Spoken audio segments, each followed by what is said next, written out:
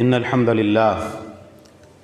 لله نحمده ونستعينه ونستغفره ونعوذ بالله من شرور أنفسنا ومن سيئات أعمالنا من يهده الله فلا مضل له ومن يضلل فلا هادي له وأشهد أن لا إله إلا الله وحده لا شريك له وأشهد أن محمدا عبده ورسوله يا أيها الذين آمنوا اتقوا الله حق تقاته ولا تموتن إلا وأنتم مسلمون يا أيها الناس اتقوا ربكم الذي خلقكم من نفس واحدة وخلق منها زوجها وبث منهما رجالا كثيرا ونساء واتقوا الله الذي تساءلون به والأرحام إن الله كان عليكم رقيبا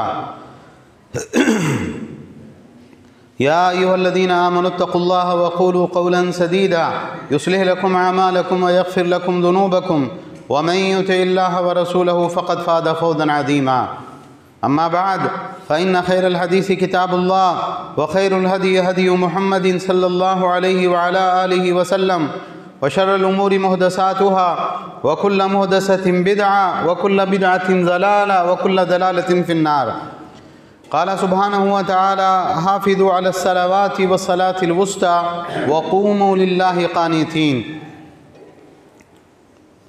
محترم حضرات، ہر طرح کی تعریف و توصیف، حمد و ثنا، بڑائی، کبریائی اللہ رب العالمین احکم الحاکمین کے لیے لائق و زیبا ہے، جو سارے جہانوں کا بنانے والا اور پالنے والا ہے، بے حد مہربان، نہایت رحم کرنے والا ہے، روز جزا کا مالک ہے، ہر طرح کا نفع، نقصان، عزت، ذلت تن تنہا اسی کے ہاتھ میں ہیں۔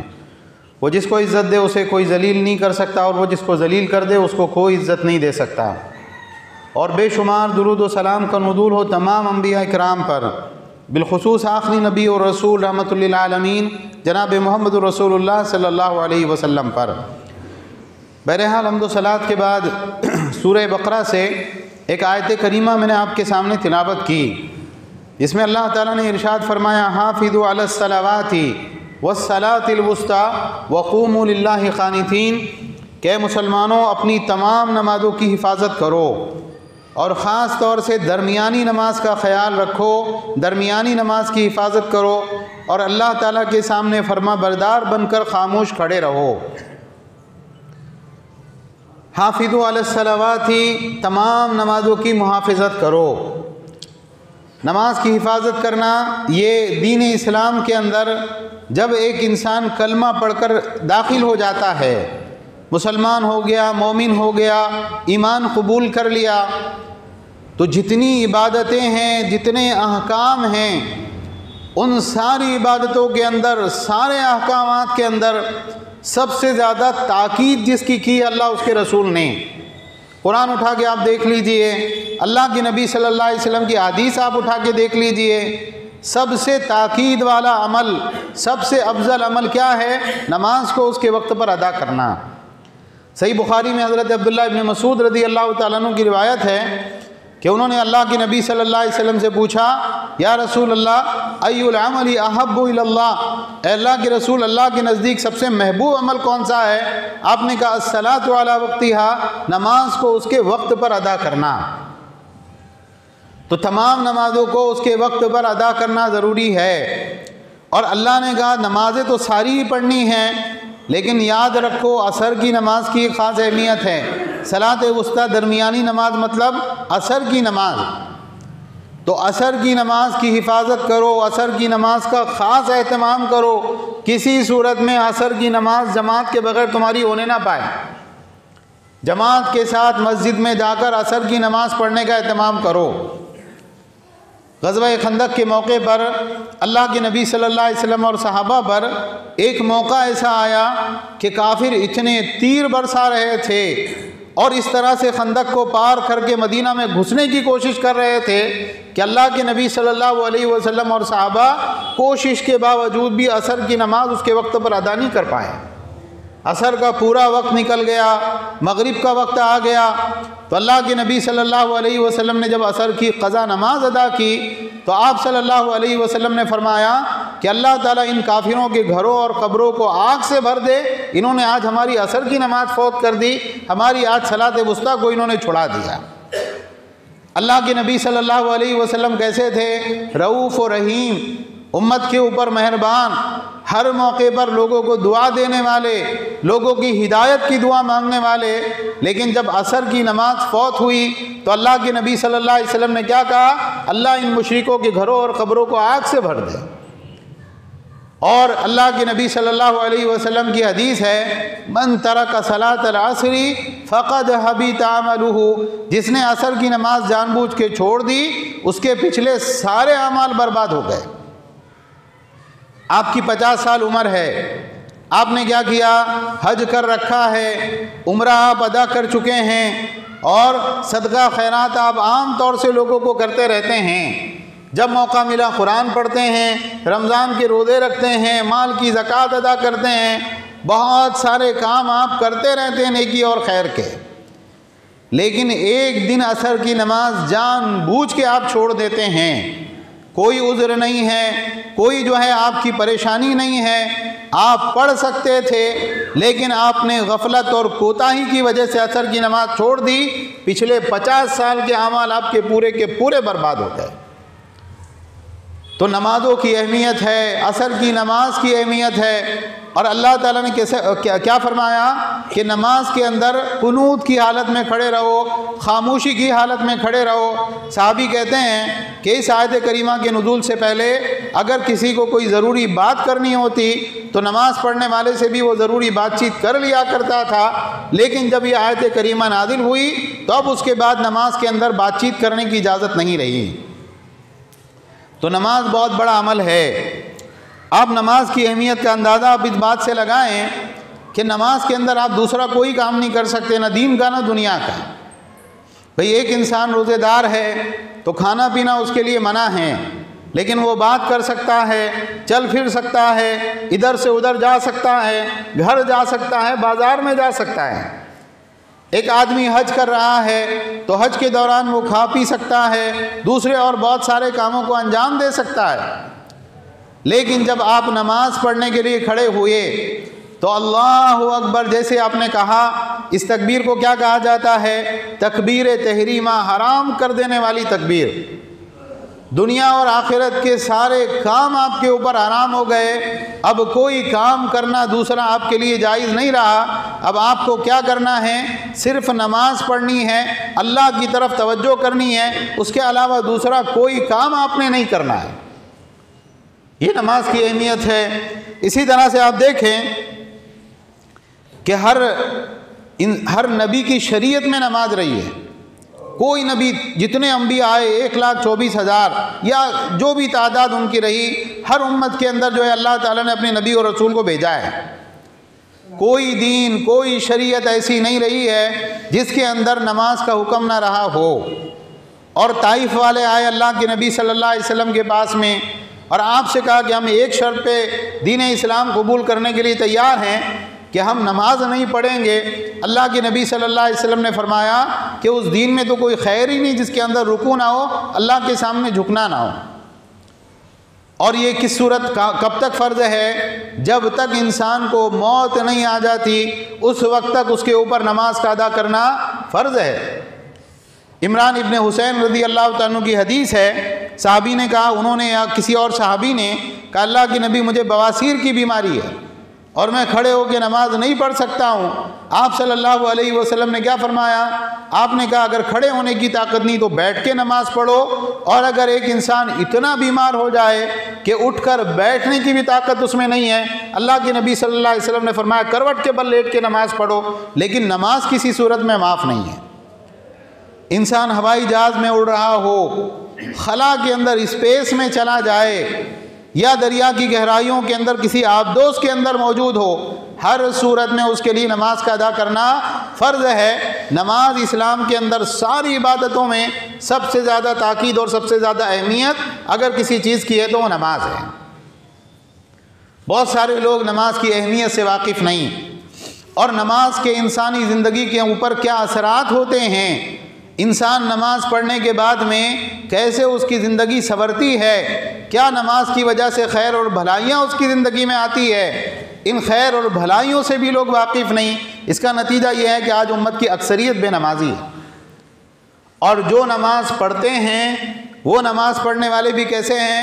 ڈاواں ڈول، کبھی پڑھ لی کبھی چھوڑ دی، ایک پڑھ لی ایک چھوڑ دی۔ اللہ تعالیٰ نے قرآن کریم میں بعض دوسرے لوگوں کے بارے میں یہ بات ارشاد فرمائی، لیکن یہ جملہ ان کے اوپر بھی صادق ہوتا ہے، خسرت الدنیا والآخرہ ذالک هو الخسران المبین۔ بے نمازی وہ لوگ ہوتے ہیں جو دنیا اور آخرت دونوں جہان میں نقصان اٹھانے والے ہوتے ہیں، اور یہ حقیقی خسارہ ہے۔ نماز کی اہمیت کیا ہے؟ نماز کس چیز کا اظہار ہے؟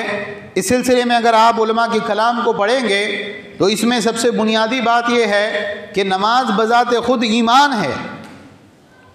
بھئی سب سے زیادہ ضروری کس چیز کی حفاظت ہوتی ہے؟ اپنے عقیدے کی۔ ہم کون ہیں؟ ایمان والے۔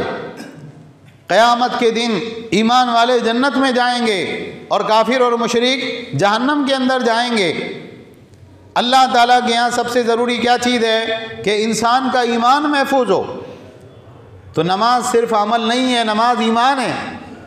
اسی لیے اللہ تعالیٰ نے سورہ بقرہ میں آیت نمبر 143 میں فرمایا وَمَا كَانَ اللَّهُ لِيُضِيعَ إِيمَانَكُمْ، اللہ تمہارے ایمان کو ضائع کرنے والا نہیں ہے۔ کیا ہوا کہ مدینہ اللہ کے نبی صلی اللہ علیہ وسلم ہجرت کر کے گئے تو کچھ دنوں تک آپ نے مسجد اقصیٰ کی طرف منہ کر کے نماز پڑھی، اس کے بعد میں مسجد حرام کی طرف منہ کر کے نماز پڑھنے کا حکم آ گیا۔ تو جس زمانے میں مسلمان مسجد اقصیٰ کی طرف منہ کر کے نماز پڑھتے تھے، اس زمانے میں بہت سے مسلمان غزوات میں شہید ہوئے، بہت سے مسلمانوں کا طبی موت سے انتقال ہوا۔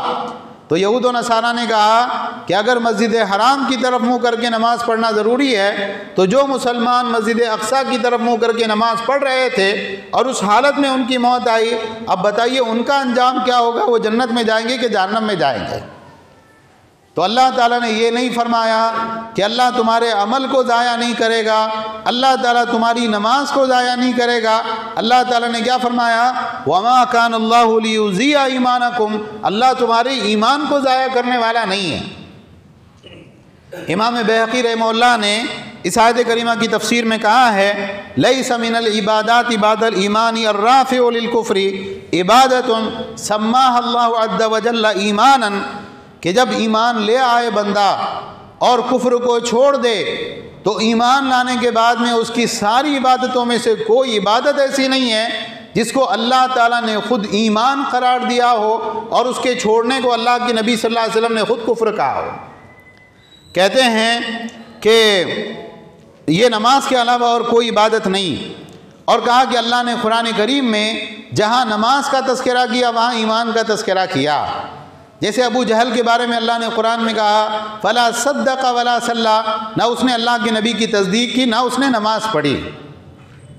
تو نماز ایمان ہے، نماز توحید کا مظاہرہ ہے۔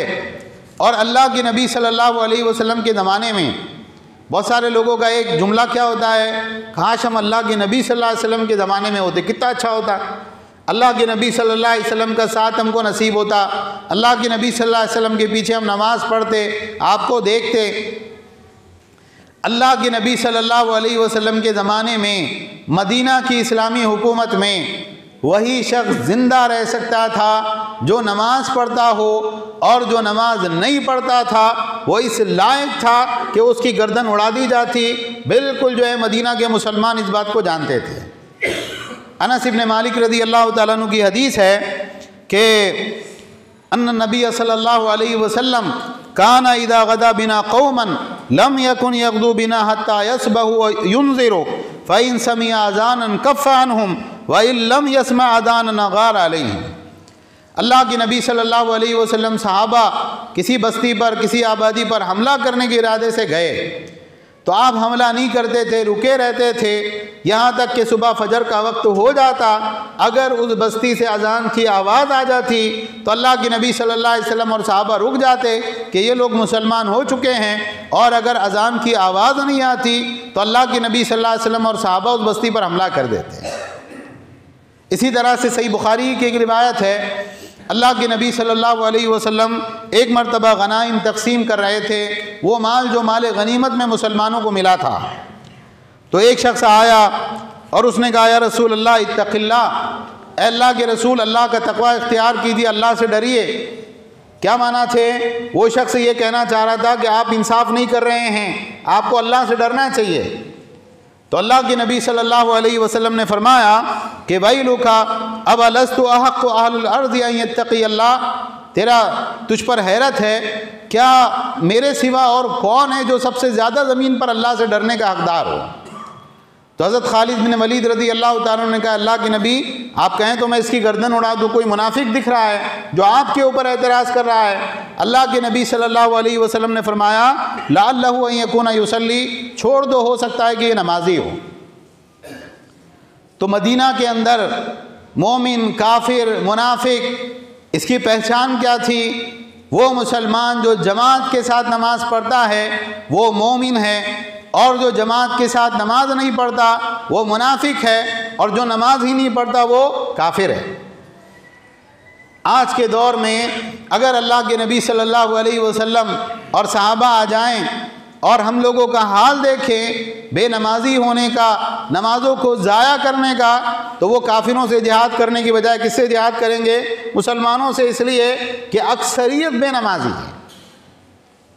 اسی طرح سے آپ دیکھیں کہ ایک بے نمازی کے لیے شرم کی بات یہ ہے کہ کائنات میں اللہ کی کوئی مخلوق ایسی نہیں ہے جو نماز نہ پڑھتی ہو۔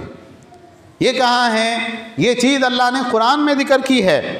سورہ نور آیت نمبر 41 کو اٹھا کے آپ دیکھیں، اللہ تعالیٰ نے فرمایا الم تر ان اللہ یسبح لہ من فی السماوات والارض والطیر صافات، کیا آپ نے نہیں دیکھا، یعنی کیا آپ کو یہ بات معلوم نہیں ہے کہ آسمانوں اور زمین میں جو کوئی مخلوقات اللہ تعالیٰ کی ہیں، اور ہوا میں اڑنے والے وہ پرندے جو پر پھیلائے ہوا میں اڑتے رہتے ہیں، اللہ تعالیٰ نے فرمایا کہ آپ نے نہیں دیکھا، آپ کو نہیں معلوم، یہ سب اللہ کی تسبیح بیان کرتے ہیں۔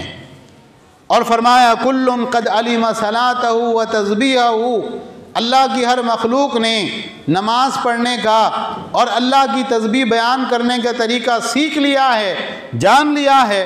واللہ علیم بما یفعلون، اور اللہ تعالیٰ بخوبی جانتا ہے جو کام یہ لوگ کر رہے ہیں۔ کون کون ہیں نماز پڑھنے والے؟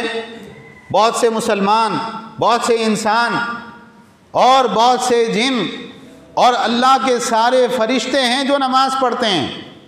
اللہ کے نبی صلی اللہ علیہ وسلم نے فرمایا کہ آسمان چرچراتا ہے، جیسے چارپائی بیٹھنے والے کے بوجھ سے آواز نکالتی ہے، اور آسمان کا حق ہے کہ وہ چرچرائے۔ آسمان کے اوپر 4 انگل کے برابر بھی جگہ نہیں ہے جہاں پر کوئی نہ کوئی فرشتہ اللہ کے حضور قیام میں، رکوع میں، سجدے میں، اللہ کی عبادت کے اندر مشغول نہ ہو۔ فرشتوں کے لیے جنت ہے؟ نہیں ہے۔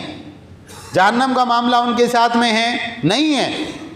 وہ اللہ کی فرما بردار مخلوق ہے، لیکن وہ کیا کر رہے ہیں؟ اللہ کے لیے نماز کے اندر مصروف ہیں۔ قرآن میں اللہ تعالیٰ بتا رہا ہے کہ یہ جو ہوا میں اڑنے والے پرندے ہوتے ہیں، جو ہوا میں پر پھیلائے اڑتے رہتے ہیں، یہ بھی اللہ کی تسبیح کر رہے ہیں، اور ہر مخلوق اس کو نماز کا طریقہ بھی معلوم ہے، اور اللہ کی تسبیح کرنے کا اس کو جو ہے طریقہ یہ بھی اللہ نے اس کو سکھا دیا ہے۔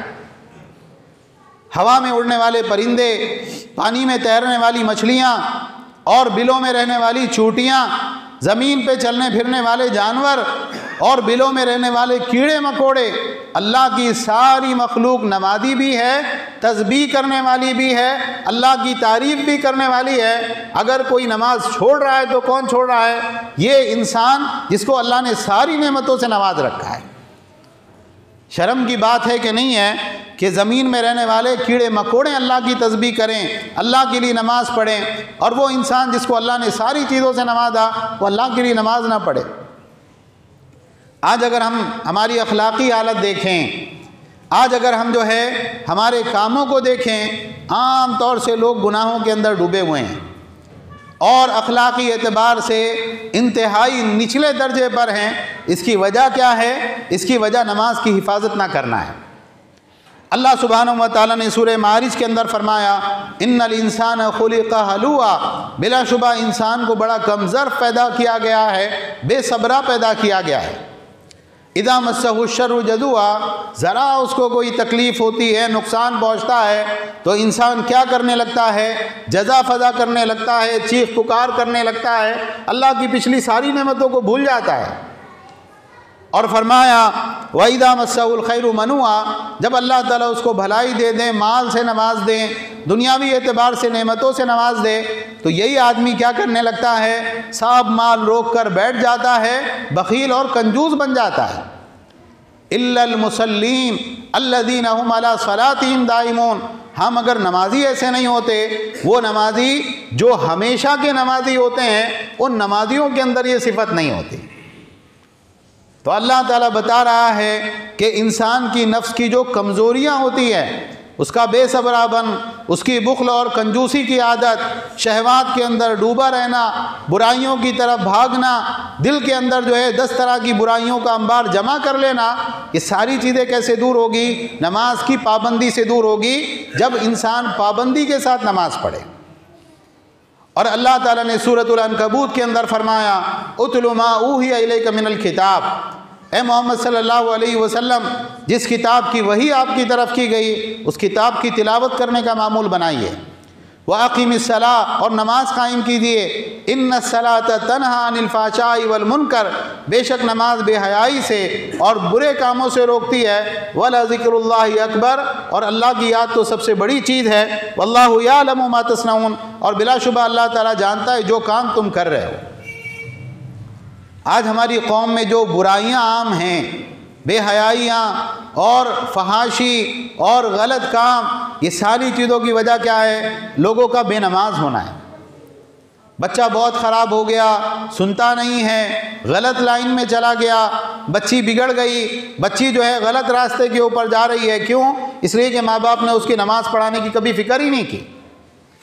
اسکول سے آئی ہے تو ٹیوشن ہے، ٹیوشن سے آئی تو پھر دوسری ٹیوشن ہے، اور فلاں اگزام، فلاں چیز، فلاں چیز، 5 وقتہ نمازیں غائب ہیں بچوں کی زندگیوں سے، مسلمان نوجوانوں کی زندگیوں سے۔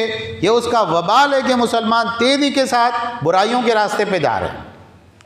مسند احمد کی روایت ہے، اللہ کے نبی صلی اللہ علیہ وسلم سے کہا گیا کہ ان فلانا یصلی باللیل فاذا اصبح سرق قال انه سينهى ما يقول، اے اللہ کے نبی، ایک آدمی ہے وہ رات میں نماز پڑھتا ہے تہجد کی، اور جب صبح کا ٹائم ہوتا ہے نا، اس وقت میں نکل کے لوگوں کے مال چوری کرتا ہے، تو اللہ کے نبی صلی اللہ علیہ وسلم نے فرمایا اس کی نماز عن قریب اس کو اس برائی سے روک دے گی۔ اور حدیث کے راوی کہتے ہیں وہ ایسا ہی ہوا کہ اس آدمی نے اللہ سے سچی توبہ کی۔ تو ہمارے لیے بہت ضروری ہے کہ ہم نماز کا اہتمام کریں۔ دیکھیے، نماز جو ہوتی ہے، جب ایک انسان نماز کا اہتمام کرنے لگتا ہے تو وہ طہارت کا بھی اہتمام کرتا ہے۔ اور اللہ کے نبی صلی اللہ علیہ وسلم کی حدیث کیا ہے؟ الطہور شطر الایمان، پاکی آدھا ایمان ہے۔ ایک آدمی نمازی ہوگا، نہیں صاحب مجھے اپنے کپڑے صاف رکھنے ہیں، مجھے جسم صاف رکھنا ہے۔ اگر نمازی ہوگا تو ہمیشہ پیشاب کرنے کے بعد میں استنجا کرے گا، اور اگر بے نمازی ہوگا، بہت شاندار سجا سورا نوجوان ہے، چلیے نماز کے لیے، نہیں مجھے طہارت نہیں ہے، تو بے نمازی اتنا گیا گزرا ہوتا ہے کہ وہ پیشاب کرنے کے بعد میں اپنی شرمگاہ کو دھونے کے لیے بھی تیار نہیں ہوتا ہے۔ نمازی آدمی رہے گا، وہ غسل کی ضرورت ہوگی غسل کرے گا، کپڑے ناپاک ہو جائے گے کپڑے بدلے گا، جہاں وہ نماز پڑھتا ہے اس جگہ کو پاک رکھنے کا اہتمام کرے گا۔ یہ سب نماز کی برکات ہے۔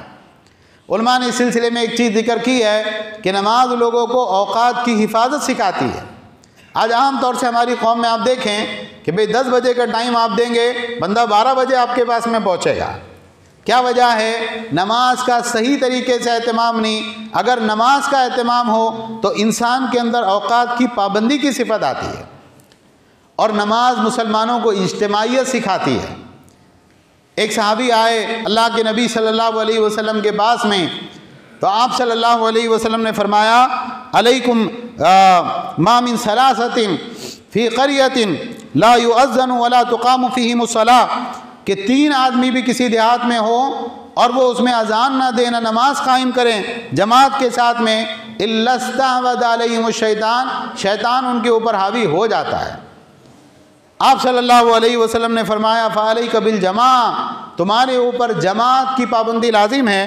فَإِنَّ الذِّئْبَ يَأْكُلُ الْقَاسِيَ، اس لیے کہ بھیڑیا اکیلی بکری کو کھا جاتا ہے۔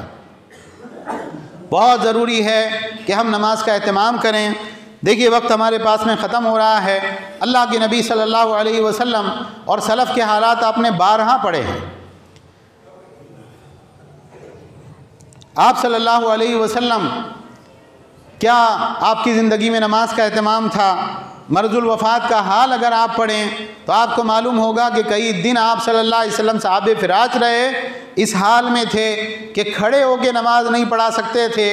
کئی دن تک آپ نے صحابہ کو بیٹھ کے نماز پڑھائی۔ اس حالت میں آپ کو مسجد میں لایا جاتا کہ آپ کے قدم زمین کے اوپر ٹکتے نہیں تھے، اور آپ کو دو صحابہ کے کاندھوں پر ہاتھ رکھ کر آپ کو لایا جاتا اور آپ کے مصلی کے اوپر بٹھا دیا جاتا۔ صحابہ کا جنگوں کے اندر نماز پڑھنا، تیر پر تیر کھانا لیکن نماز نہیں توڑنا، اور صحابہ کے جو شاگرد تھے، تابعین تھے، دسیوں حالات آپ نے 12 سنے ہوں گے کہ کئی سال گزر جاتے تھے، 20 سال اور 30 سال تکبیر اولیٰ ان کی فوت نہیں ہوتی تھی۔